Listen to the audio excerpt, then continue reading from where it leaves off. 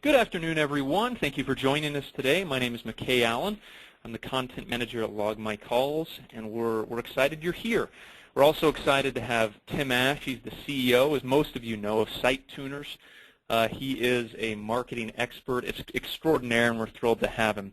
Now, the reason that we asked him to do this and help us with is we were having clients who were concerned about conversion rates and who were concerned about their landing pages and their websites converting properly. They were concerned that their conversion rates were not being optimized as closely as they could be. They were concerned that their performance wasn't as high as it should be. So these are people who use Log My Calls in many cases, so they're tracking phone conversions, but they said, you know what, we need to improve our web conversions as well. It is a full multi-channel goal, right, to drive traffic and to drive people to your business. So that's why we asked him. We're thrilled to have him today. Now, Tim, as you know, he's the author of the best-selling book, Landing Page Optimization, is the CEO of Site Tuners. He actually studied, his PhD studies were in neural networks and artificial intelligence. So he has expert in a variety of different areas, but he's most well-known certainly for his landing page optimization work and his conversion optimization work. So with that, we're going to turn the time over to Tim. Now, I want to make a note real quick about questions. Just type in your questions on the pane, on the GoToWebinar pane, and we'll read some of those to Tim at the end, and he can address those. So with that, we'll turn the time over to Tim. Thanks very much, McKay, and thank you, everyone, for joining in. Today, I'm going to talk to you about some of the common mistakes, or what we call the 7 deadly sins of landing page design. And I'm hoping that these will be so obvious to identify that you'll easily spot them on your own site and fix them at the end of this webinar. Remember, every minute that you let that stinky old landing page live on is costing you money. So it's your choice whether you actually do something about it or not. Before we get started, I just want to give you a little bit of background about Site Tuner so you understand our perspective.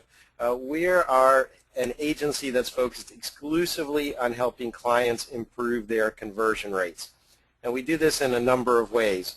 One thing that we found is very effective is if you want a facelift for your website or a complete blow it up and start over site redesign, that's the perfect opportunity to increase conversions. So most of the time when we do site redesigns, we're focused on the look and feel and how modern it looks, but not really from a conversion perspective. So we can help give you that blueprint. We also help companies come up with landing page test plans and ideas and an overall testing strategy. And more as companies understand the importance of conversion rate optimization, we're also helping train internal teams and mentor them, help them ride that learning curve. Because we don't think long-term optimization is something that you should be outsourcing. We can help you now, but you better figure it out as well. We work with large clients and small clients. Here are some of the clients that you may be familiar with. But I'm here really to tell you just one key message, and that is right now you're just throwing money down the toilet. That's the bottom line. Most of us are just extremely focused on driving traffic and controlling the cost of traffic, but we don't understand that the biggest way to actually turn the knob, if you will, and improve our profitability is to fix the landing pages for our website. So I'm going to start with a couple of insults and end with a couple of requests, and I promise you there'll be some interesting stuff in between as well. So my first insult is that you're all ignorant and blind. Now, what do I mean by that? I don't know most of you personally, so I can't say that authoritatively, but what I mean is we as marketers are all ignorant and blind because we talk to other people inside of our company. We might be talking PPC, SEO, affiliate. We're talking about all of our traffic acquisition. But what we're not doing is talking to actual end users of our website in most cases. I bet most of you haven't talked to an end user of your site or service in the last week. So the question is, well, what are you doing? Well, you're talking to other people inside your company, and you're not really listening to the voice of the customer, and they're being ignored. And as a consequence of that, almost a direct consequence, your baby is ugly. Your landing page suffers from a multitude of sins that we'll go into here. And that's because it's not built on real knowledge of your customers. It's built on assumptions you have in your head or compromises that you've made in staff meetings or ideas you read on an online marketing blog somewhere. It's not grounded in reality. And unfortunately, we're in love with our ugly babies because we're the ones that created them, and it's very hard for us to step back and see them objectively. So I'm hoping what I'll provide on this webinar is a more realistic view of that. Now, this is what we think most of our views look like, or rather our web experiences, where you have perfect kind of experience rolling out the red carpet. In reality, it's probably a little more like this. Your visitors are forced to scale these castle walls. And by the way, this isn't very realistic because I haven't put the guys at the top of the wall that are shooting arrows and pouring boiling hot lead on your head, because that's what it's like for your visitors. And the worst part is you built this wall brick by brick by brick, and out of ignorance, out of assumptions, and as a consequence, you've committed probably at least one of the 7 deadly sins of landing page design. You don't want to be this guy. And I'm here to tell you that if at the end of this webinar somebody says, I don't have any of these deadly sins, I will send you, or actually send you to forward to someone else a copy of my landing page optimization book, because obviously you don't need it. Your site's perfect. But for the rest of us, let's listen in. So these are in no particular order. These 7 deadly sins are really all about, how would you say, the visitor's perspective and common things that we see on websites that are done over and over. And I'm going to be the voice of those poor, ignored visitors of yours. And I'm going to ask some simple questions, and let's see if you can answer them. The first question that someone might want to ask on your website is, what am I supposed to do here? Doesn't seem like an unreasonable question. Well, what am I supposed to do on this site? Most of you are thinking, oh, it's just like those Corona or Dos Equis beer commercials. I just want a beer in my hand and just be sitting on that beach. But that's not what they want you to do. It's really unclear. Well, if you waited 8 or 9 seconds, this would flash to the home page of their catalog. They actually sell sandals, and their desired conversion action on this page is for you to click on that beach scene so you could go to the home page of their catalog, which is probably costing them 10 to 20% of their revenue, because it looks like a resort site or something like that. It doesn't look like a shoe store. And we do this, and we make these mistakes all over the place. This is a pay-per-click landing page, believe it or not. Take a quick look. You're all smart marketing folks. What do they want you to do there on this page? And I bet you that you're looking at Vanna White, and she's looking at the kind of screenshot of the reports or whatever that is on the page. And some of you may be drawn to this red text in the middle of the page that says, call before December 30th. Well, they don't want you to do that either. Maybe looking at the report screenshots lower down on the right of the page. What they actually want you to do, believe it or not, is to click on that black iPhone that says free 30-day trial. Yes, and in tiny letters it says click here. And that is very, very counterintuitive. And this is a pay-per-click landing page. They're sending you to the home page of their site, paying for this traffic with a call to action that's that obscure. Now, I'm sure you're probably laughing at some of these examples, but take a look at your own site. That's my advice, and see if you're suffering from this deadly sin. Now, unclear calls to action are all over the place, not necessarily just on the home page of your site. Here's a perfect example from a well-known company, 1-800-Flowers, and this is a product detail page on their site. Or let me put it to you another way. This is a page you have to pass through in order to give them your money. So it should be obvious what the call to action is on this page, but it's not. There's so much clutter here. What they actually want you to do, and believe me, it's not to sign in. It's not to ask questions. It's not to click on the giant picture of the roses, just to be clear that you're in the roses category. They actually want you to click this button at the bottom of the page that says select delivery date. That's the desired conversion action, believe it or not. And so as you can see, there are a lot of distractions here on the page, and so they asked us as a design exercise, could you come up with a page that has the same content but makes it clear what the call to action is? And that's where we came up with this new version that you're about to see. And I'm hoping most of you can just instantly look at the page and say, hey, they want you to click on that green view delivery dates button. You see how clear we've made everything? one way to kind of see how much clutter there is on your page or whether the call to action is clear is to run it through our Attention Wizard software. Now, this is software that's very inexpensive that you can try that predicts where someone's going to look on your landing page. In fact, it doesn't even have to be a live page. It could be just a mock-up of a page that you haven't even deployed. So here's the Attention Wizard heat map for their original page. As you can see, there's lots of activation or a big bright hotspot on the bouquet itself, which is appropriate because that's your hero shot, that's the thing you're trying to sell. It's also a very beautiful physical object. And so you want a nice photograph of it. But the other hotspots on the page are on the visually interesting details and not on the call to action button. And so we're leaking attention. This is like a leaky bucket. And instead, on the redesign page that we did for him, you can see the attention is clearly divided between looking at the beautiful bouquet and a big fat hotspot on the call to action button. So there's no wasted attention. The eye, those little thin yellow lines that bounce back and forth, the predicted eye path, are examining the scene exactly how we want it. So what we've done is we've kind of stripped it away and gotten rid of all of the clutter so the call to action stands out. So let's move on to deadly sin number 2, too many choices. And you might have heard that choice is good, or read the book called The Long Tail, and the more choice you have, the more people like it. And it's actually not true because we live in an attention economy.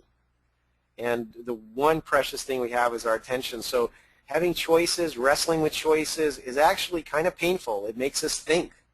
And thinking is expensive. It's also been shown in neuromarketing studies to actually tire your brain out and make subsequent decision-making harder. So you don't want me to wrestle with choice. Unfortunately, many of us still do that on our websites. Here's an e-commerce example. This is the homepage of Adorama, which is a giant physical store as well as online catalog. Sells all kinds of photography-related equipment online.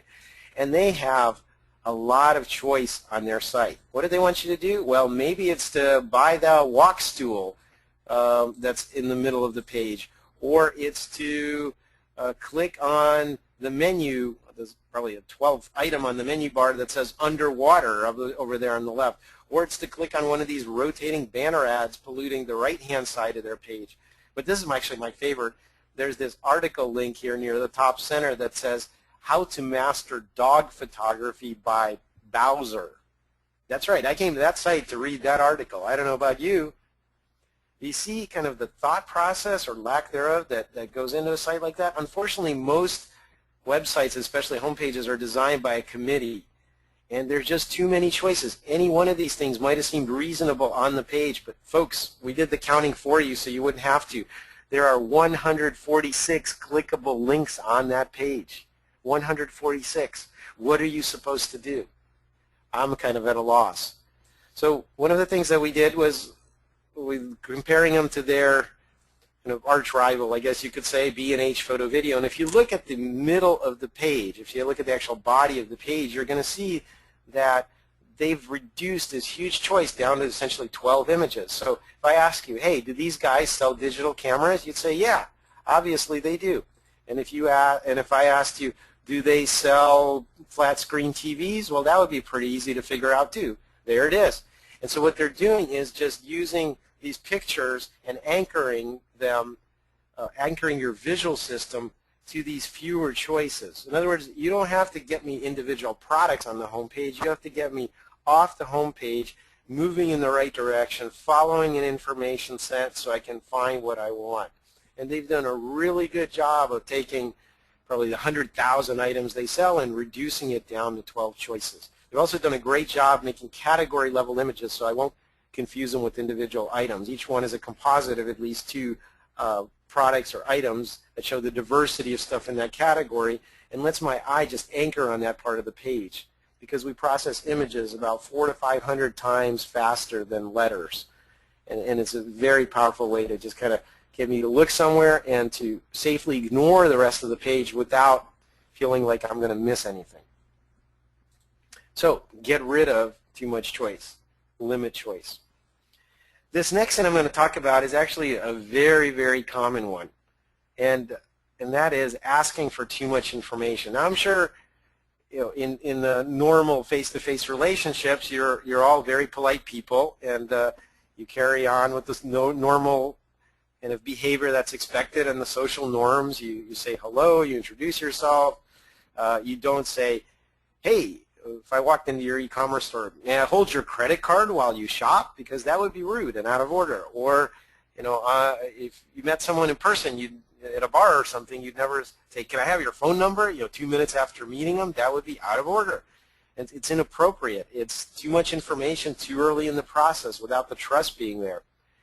But we see this all the time on the web, and here's some examples of, again, what I call greedy marketer syndrome. So this is a client that we did a landing page test for, and they sell debt negotiation leads. So if you have a lot of credit card debt and you fill out this form, they'll hook you up with a credit counseling or credit repair company. But look at all the information they're asking for in this form on the right. First name, spouse, last name, email, home phone, work phone, cell phone, best time to call, state, and so on. This is really, really overwhelming and confusing. And it looks imposing. It's a lot of information here.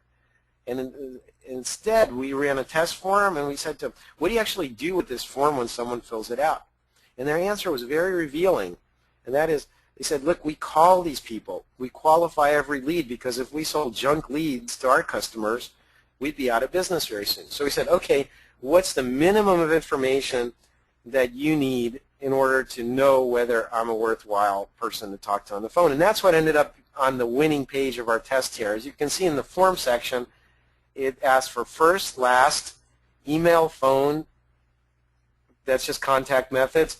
And then the state, because they have different rules and regulations, and the debt amount. If you don't have enough debt, we don't even want to talk to you. And this form outperformed the other page by 51%. So asking for less information meant $48 million, yes, that's not a typo, of extra money to these guys a year. Let me show you kind of a less dramatic example, but again, just to get you to think about, why are you asking for this information this early in the process? This is our client, Hearing Planet, and they sell hearing aids, but they have this great online bribe to drive lead generation. The Buyer's Guide to Hearing Aids. It's a downloadable ebook. Has comparison of various brands and so on. But look at what they're asking for on the form. They're asking for first name, last name, that's fine. But then they ask for street, city, state, zip, country. They're asking for your physical street address. Why would you do that if the object of this page is to download, or the objective rather, is to download an ebook? What are you going to do, spam me, send me stuff in the regular mail, have somebody stalk me, come to my house? I don't know, but why do you need this information? You don't at this point. In fact, think to yourselves right now, what's the minimum of information you need for someone to get this ebook? Well, the minimum information is, those of you that said email, you get a big fat fail. The minimum of information you need is actually nothing. Let me download the ebook. Because I'll tell you something, in the hands of my insurance company or my doctor or the healthcare provider for my parents or the caretakers of my parents or extended family members participating in this expensive multi-thousand-dollar purchase, all of those folks having that ebook in their hands is probably more valuable than knowing my email address at the moment.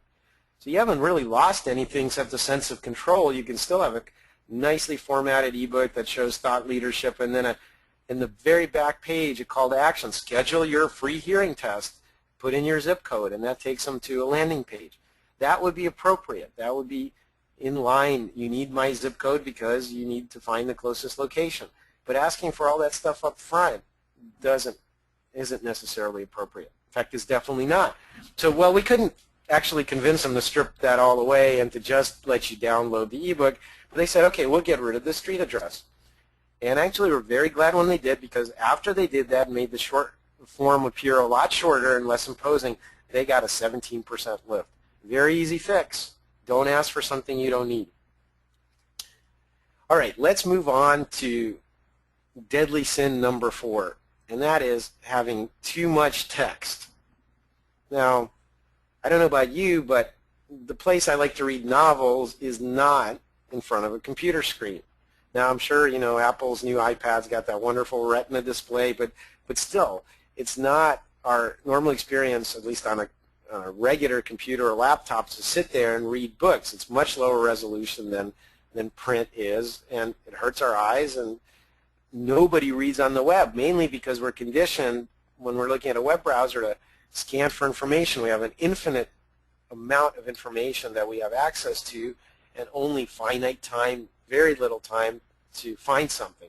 So we're used to scanning, to being a little butterfly that just flits from flower to flower looking for what we need and not really deep concentration. And yet on the web, we assume that everybody else loves to read. Here's a perfect example.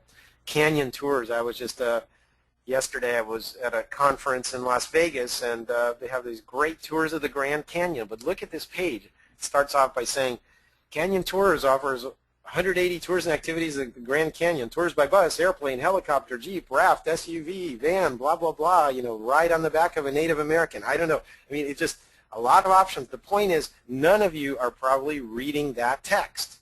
None of you read paragraph text on the web. Now, I don't know how many of you are as old as me, but maybe you remember the old Charlie Brown cartoons, and when the kids are in the class and the adult or the teacher is talking at the head of the room, all the kids hear is wah, wah, wah, wah, wah, wah. And that trombone sound is them tuning out adult speak. Well, just in the same way, this is the web equivalent of wah, wah, wah, wah, wah, wah. Nobody reads complete sentences in paragraph text. We scan for things, we look for links to click on, we look for pictures, buttons. The last thing we want to do is sit there and consume text information. Except, of course, if somebody clicked on a more details link, in which case it's totally appropriate to give them that, but not on most pages. And yet we see this again and again. Here's another example. Now, this company sells rack-mounted servers, but look at all of the text you have to read. It's just a page that's mind-bogglingly busy. So study after study has backed this up. Less text means higher conversion and retention. Get rid of the text. Chop it down in essentials, bullet points, small subheadings, and detailed information hidden away. All right, let's move on to deadly sin number 5. This is also very prevalent, but this is a little bit more of a subtle beast, if you will. Most of the time when we're thinking about conversion rate optimization or landing page optimization, we're actually looking at the page we're on. The problem is that your visitor didn't just, materialize out of thin air. They came from somewhere, whether it was a blog post, a comparison shopping engine, some item somebody posted on, their friend posted on Facebook. All of these settings that happened upstream of the actual page have an impact on our experience. They are really, how would you say, set the context and intent. And so if you promise one thing upstream and another thing happens on your landing page, that's a huge problem. So that's what I mean by not keeping your promises. The number one driver of conversion is matching visitors' intent. That's right. If you promise me free sex and take me to a vacuum cleaner site, I'd probably be pretty disappointed. It didn't match my intent. And we see that kind of thing all the time on the web. Let me show you an actual example so you kind of see what I mean. Let's assume you were Googling best digital camera. I'm looking for a new digital camera. And this pay-per-click ad comes up. Now, let's deconstruct this for a second. Best digital camera. Okay, perfect. That's what I typed in. That's what I'm looking for. Get expert reviews of top digital cameras. Would that be helpful? Yeah, absolutely. I mean, if I had reviews, I'd know which one was the best. And look, it's from Consumer Reports. I trust these guys. They don't take advertising dollars. They're very well respected. And they have objective ratings, and it's a very solid methodology for reviewing consumer products. This is great. All right, I'm all ready to go. Now think about it for a second. Is my kind of expectation high or low in this setting? It's high. It's very high. I trust Consumer Reports. This looks spot on for what I'm looking for. And they promised me, what did they promise me? They promised me expert reviews on the next page. Okay, let's see what actually happens. I get to this next page, and it starts with, okay, the title says top-rated digital cameras. That's fantastic. That's what I'm looking for, top-rated digital cameras. And then I'm seeing join today, this evil link in the middle of the page, join today. What am I going to do with that? What are they really saying? They're really saying, pay us money. And equally effective text actually on that button would be, never give us a dime of your money, go away, we don't like you. Because what they promised, and let's do a quick review, when the ad was there, they promised me expert reviews of top digital cameras. Instead, they took me to a page that said, join today. And that's not okay, folks, because they did a bait and switch on me. I'm expecting reviews. They're asking me to open my wallet. There's a complete disconnect from my intent and what they promised. So what could they have done to make things better? Well, there's a number of things. On the one hand, they could just simply change the ad upstream and say, hey, reviews of expert reviews of top cameras with your subscription. Well, then I'd know I have to subscribe and give them my money. So if I click on that link, at least I'm properly calibrated. Or they could have actually given me reviews on this page. Now, maybe it's just a capsule summary. Maybe it's just a single review of a not very popular camera so I can see the depth of information. Maybe it's reviews of last year's cameras that they show me as a sample, models that no longer are sold publicly. Any one of those would have been much better than dumping me on this page and telling me to join today. I'm just not going to do it. So these guys basically lied to me. And this kind of disconnect happens when the folks driving the traffic are not paying attention to the landing page. Maybe it's different people at your company. Maybe you're just not, kind of minding the gap, as they say in London in the subway. But you have to mind the gap. You have to make sure you make the connections. You can't just drop your traffic off at the curb and say, well, you carry it into the house, you landing page optimizers, and you fix it. You have to work in tandem to make sure that my intention is properly addressed. All right, which takes me to deadly sin number 6. And deadly sin number 6 is actually one of the most prevalent ones in my experience. And again, from your poor, confused visitor standpoint, they're asking simple questions like, what am I supposed to look at?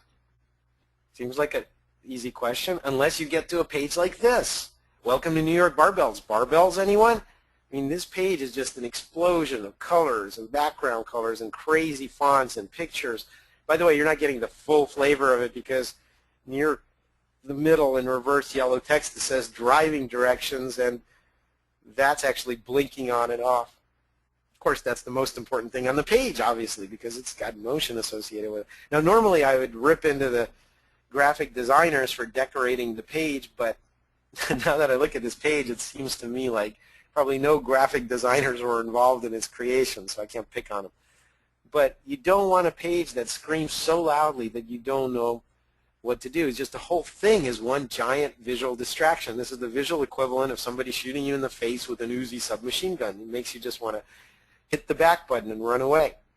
So don't do this to your visitors. But there are other forms of visual distractions. Another one is any kind of motion or pop-up on your screen. I came to this page, for example, and immediately was confronted with this pop-up, as you can see there. It says, questions? Chat live with an online representative. And Jane says, hello, how may I help you? Most of you probably already figured out what my answer to Jane would be, and that is, go away, Jane.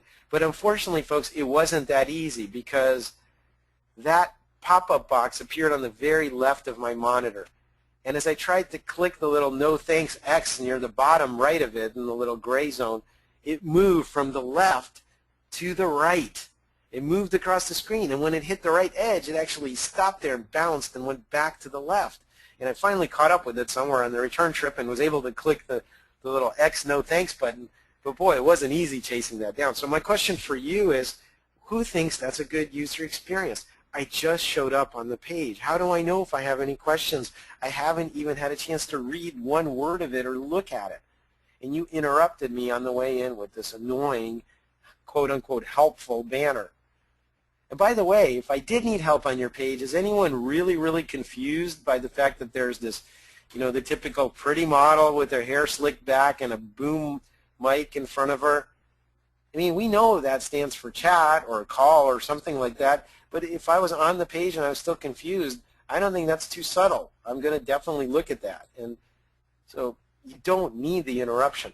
By the way, as long as we're on that subject, interruptions on the way in, not okay. On the way out, absolutely. If I'm leaving anyway, hit me with a survey, offer me a 10% discount, ask me to share this on social media, anything goes. You're about to lose me. But not on the way in. Really think about that stuff, or at a minimum test it to make sure it's not having a negative impact. All right, well, this seventh or final deadly sin is lack of trust. Now, this is something that I do a full-day workshop on, so I'm going to try to condense that into a few minutes here, but this is a huge issue online. The thing about trust online is that we don't have face-to-face interactions with the website visitors that come to our page. They're anonymous. They go at 24 hours a day. They're hitting our page. They're bouncing off. They're sticking around. They're clicking further. But we may know a few things about them, like their browser resolution or their operating system, or we can even reverse geo-target them by doing an IP address lookup and with a pretty high degree of confidence know what part of the world they're coming from. But none of that stuff's really the important stuff. I mean, important from the prospect of persuading them or conversion, because we don't know what they had for breakfast that day, whether they had a fight with their spouse, whether they're a methodical person or a very quick person, whether they're people-oriented, task-oriented. We don't really know anything about their personality or their specific combination of things that makes them unique. And yet we still have this issue of trust. Now, trust is a two-way street, and I would say, you probably, they have to trust you.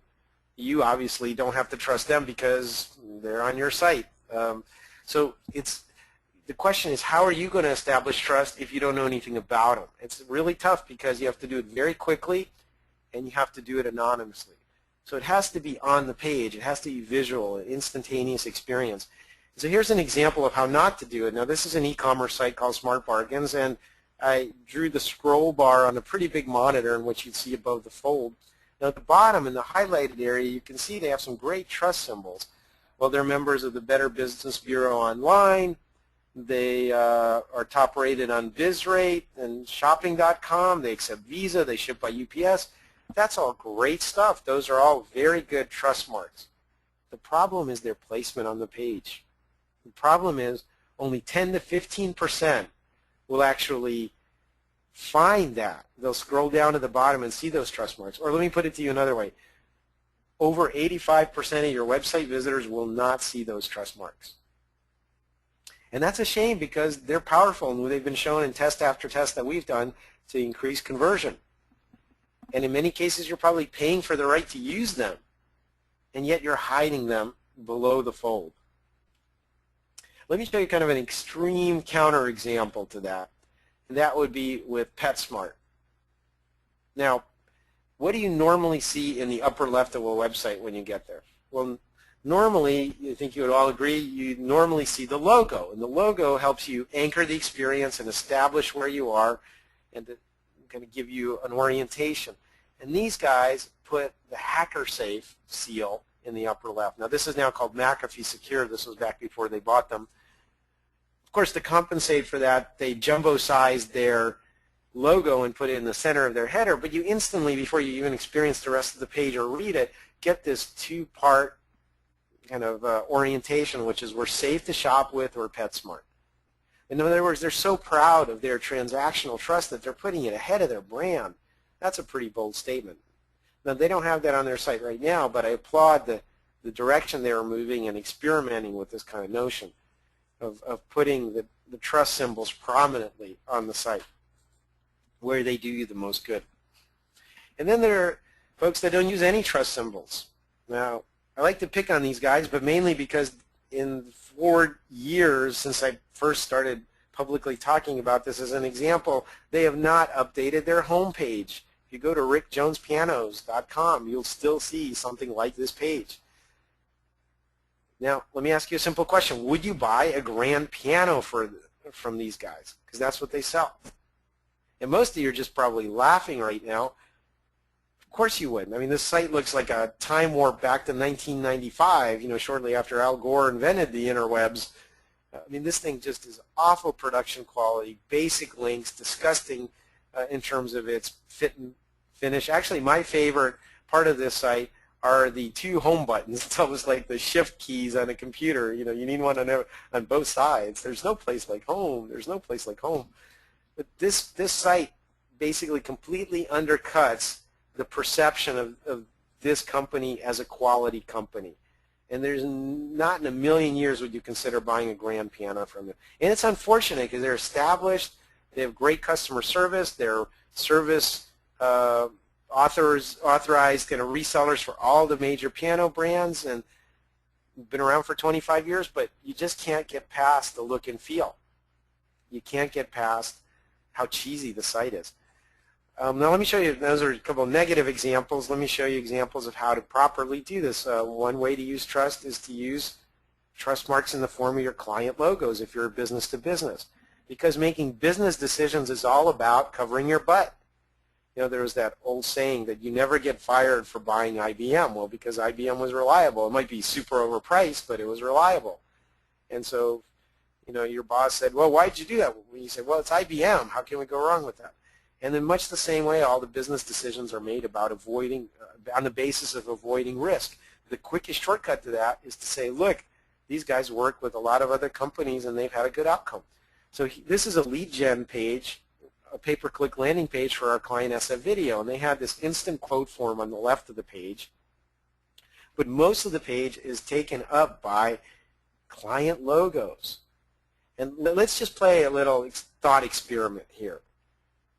What do I mean by that? Well, let's assume you're buying DVDs or large-scale Blu-ray duplication or something for your company. You guys need to send some CDs out, doesn't matter what it is.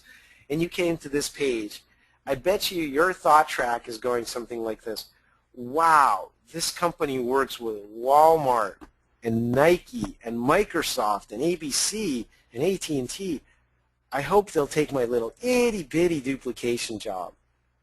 I mean, you also may be thinking, wow, they're probably pretty expensive, but none of you, I bet, are thinking, this is something that I'm not sure they can do for me. I'm not sure they can handle my job.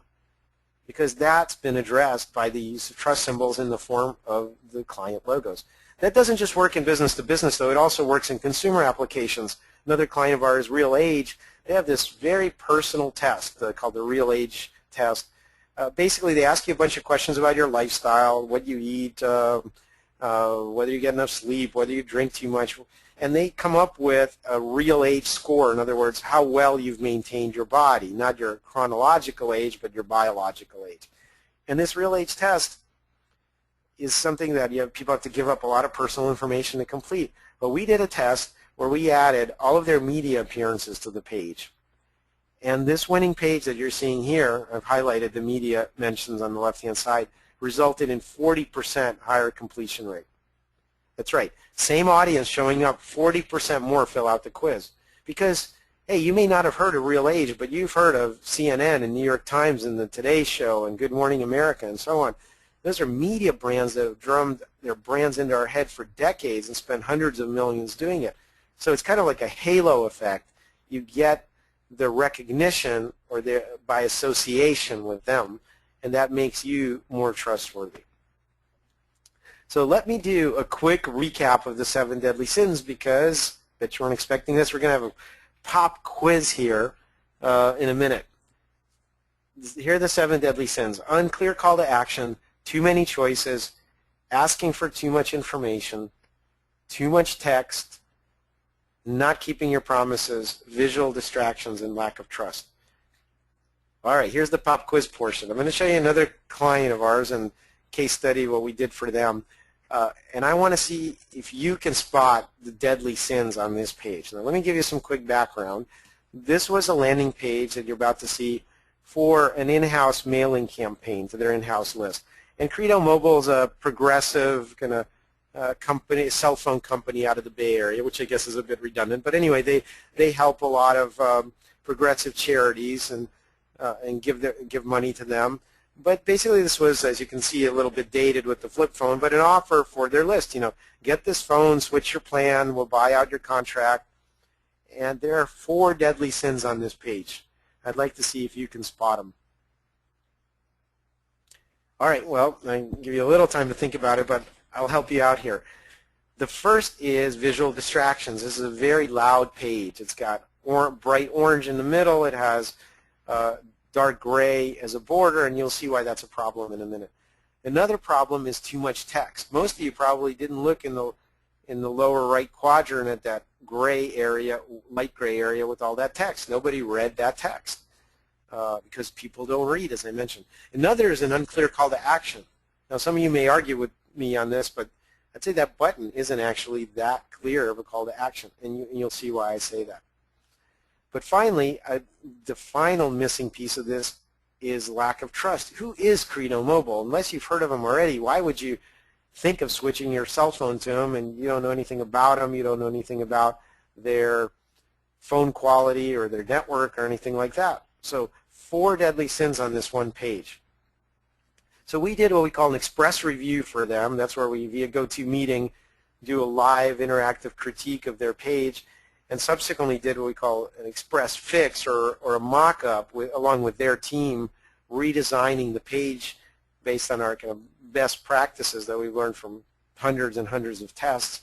And this was the page that I'm about to show you that we came up with. Now, some of you may yawn and go, boy, that's just a more boring version of the page I just saw, not particularly exciting. But I just want to point out some things. We addressed all of the deadly sins on the page. Number 1, we got rid of the visual distractions. This is now a very bland page with a white header and seafoam green on the outside, but there's not bright orange or charcoal gray, in large swaths all over the page. The other thing is we made the call to action clear. Most of you probably didn't miss that orange call to action button.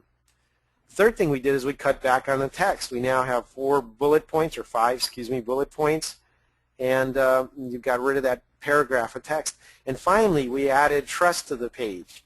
You can see here in the right-hand column, it says automatic donations to nonprofits like Greenpeace, Planned Parenthood, Doctors Without Borders. And again, I bet a lot of money most of you never heard of Credo Mobile, but at the same time, I bet most of you have heard of at least one of those organizations.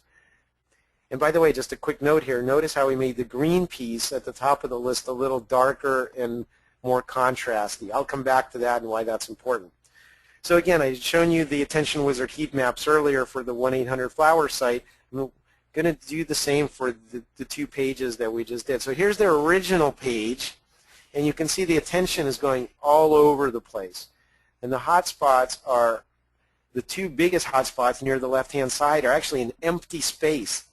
They're only there because our mind, when it sees high contrast areas and corners, it thinks that that's the boundary between 2 physical objects, and it wants to find interest there, like which object is in front of the other, what's their extent, what are these things, and so on. But people are literally looking at empty space because of the color choices that the original designers had. And as you can see here, what I was talking about earlier, the call to action is not clear at all because compared to the bright orange and these other high contrast areas, that green is just getting lost on the page. It's not a very vibrant color to start with, and it just can't compete with unique bright colors like orange. Well, let's contrast that with the Attention Wizard heat map for the redesign page. And as you can see here, we actually did this several times. We iterated to get it just right. Most of the attention is on the phone. That's the offer. Get this phone and buy out your plan. And the call to action circle superimposed on it. The button at the bottom of the page has a clear hotspot.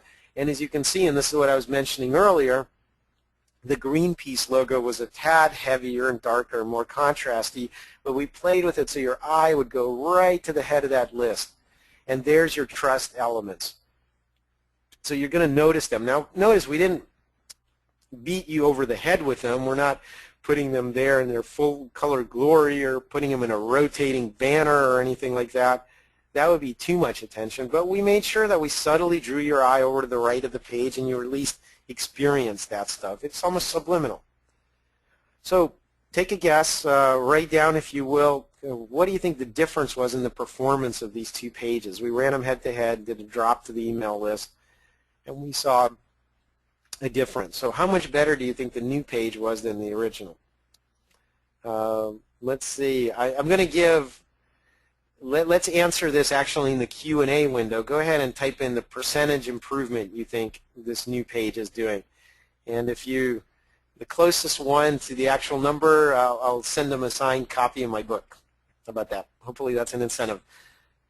And so give you another 10 seconds, and then after the webinar, we'll take a look and see who was the closest, and we'll reach out to you and send you the book. All right, well, let me solve the suspense for you. No more bets, as they say in the casino world and at the roulette tables. The new page was 84% better, folks. 84%. That's right. So think of it this way. Was this hard to do?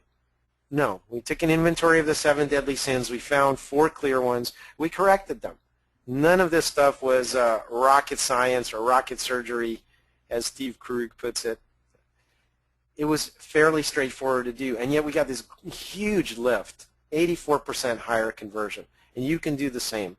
So that's a perfect segue into my 2 commitments that I'm going to ask you for. At the beginning, I started with 2 insults. I'm going to end with 2 commitments. The first is I ask you to take off your rose-colored glasses. Start seeing your baby as ugly. Look for problems in your landing page. Look for the perspective of your visitor and why they might feel dissatisfied when they come to the page. Ask for things that are wrong, not things that are going well. Just because you're making money with a website or landing page doesn't mean it's optimized. And the second thing, and again, you've spent an hour here or you're listening to this webinar, I ask you for a simple commitment, which is this week, don't put it off. Find 1 deadly sin on your website or your landing page. I'm sure you have at least one, and fix it. And most of the time it's a graphics change or a text change or removing something altogether from your site. So please do that. I guarantee you you'll have higher conversions. All right. Well, I just want to do a couple of shouts out before McKay closes it up, and we'll do a Q&A. So again, if you're interested in, we're going to do a Q&A right after this. Please type your questions into the question and answer window, and then McKay will read some of them to me and we'll get them answered. If you really want to learn about conversion and you want to drink from the fire hose and learn from the best people in the industry, come to one of our conversion conference events. In case you're not in Europe, the 2013 schedule is firmed up for the U.S. We'll be in San Francisco in April, Chicago in early June, and Boston at the end of September. So find the nearest one, and hopefully we'll see you there. They're always fantastic events. And I also have an offer for you. If you need help identifying some of these deadly sins, we have a terrific service for that, very inexpensive. It's called an express review, either 45 or 90 minutes online. We give you the Attention Wizard heat map of your page. We record the whole thing. You get to share the video with your team, get all your questions answered, and hopefully this is an incentive. I will personally do the first 3 that sign up and buy it online, and then afterwards when we contact you, mention contact point, and those will get routed to me. So I'm very accessible and easy to find on social media and elsewhere. Feel free to reach out. And at this point, I'm going to throw it back to McKay for a couple of closing notes as well as the Q&A. Really hope to speak to you during that. Very good. Hey, thank you so much, Tim. That's great information. We do have a couple of announcements before we close, and then I want to make sure that we get to those questions. The first announcement is, as Tim said, we want to make sure that we reward you for coming to today's webinar, and so we do have a special offer for you if you came today that offers a free trial of Log My Calls. It's a 30-day free trial. You simply go to the URL on your screen there, and that coupon code is damn good.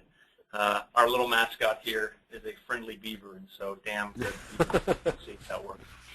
You got a laugh out of 10, so it must be good. And then finally, we want to make sure that you are coming to next week's webinar. We have these webinars every Thursday. And next week, I know this is someone you know well, Tim, Brian Massey, the conversion scientist. He is our presenter, our guest presenter next week on the Log My Calls marketing webinar series. And so he has more wisdom to give us on how we can improve our conversion rates. and improve our website specifically.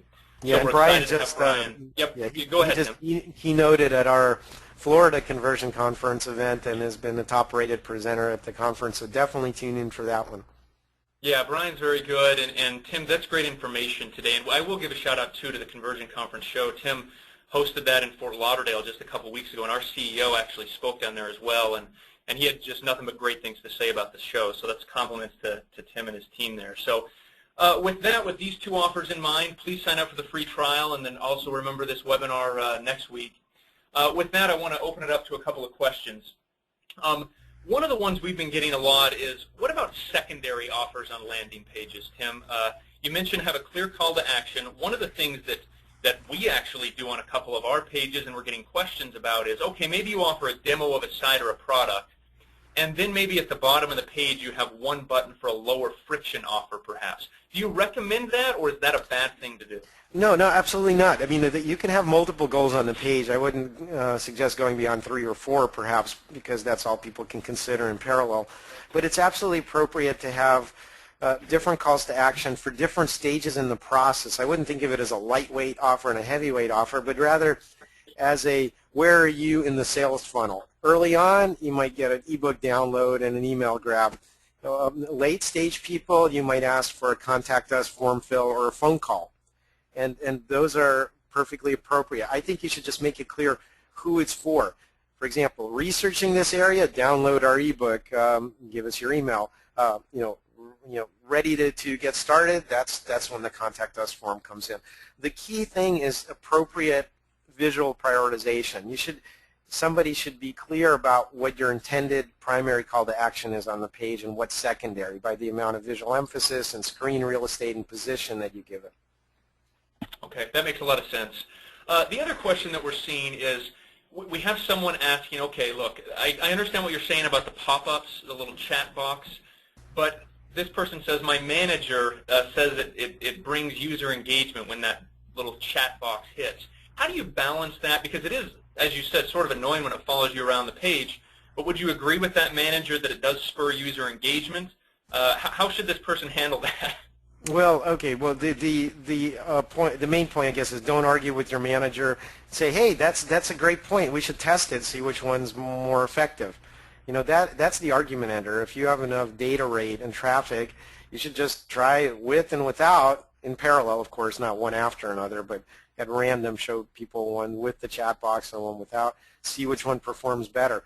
But the general principle is people don't like unwelcome surprises. If they come to a page and you intercept them on the way in and pop an entry pop-up, I mean, it's another thing if they're stuck on the page or they're not filling out your form and after 15 or 30 seconds of inactivity you do that, then you should definitely consider helping them out and being proactive. But on the whole, I'd say it falls into the unwelcome surprise category, and that's the thing that we're really trying to avoid. Okay, I think the first bit of advice there, don't argue with your manager, is probably good just generally, so I like that very much. And then finally, before we close, Tim, give us, what is the #1 problem you see with landing pages? I mean, what is the most common error people make as they set up their pages? Well, you just saw the 7 most common problems. That's why we've been trying them as the 7 deadly sins. In fact, there's a whole chapter in my book that's about those 7 deadly sins and go into it in a lot more detail. I think that the main thing is that goes across all of those deadly sins, though the underlying fundamental cause of them all is the fact that we are not thinking like our visitors. It's really hard to get outside of our own heads. That we have this inside-out perspective, our company facing the outside world. Instead, we need to have an outside-in perspective. Who's coming in? What expectations and baggage are they bringing? And how can we be of value to them? And until marketers start doing that, instead of focusing on the company, they're not going to get the best results. That's great advice, Tim. Thank you very much. I do want to thank Tim again for joining us today on the Log My Calls webinar series. And I do want to remind everybody of our offers. This is important. We want to make sure you get a free trial of the tool. And then we also want to invite you to next week's webinar. So thank you again, Tim. We appreciate your time. We appreciate you dispensing wondrous knowledge on us all.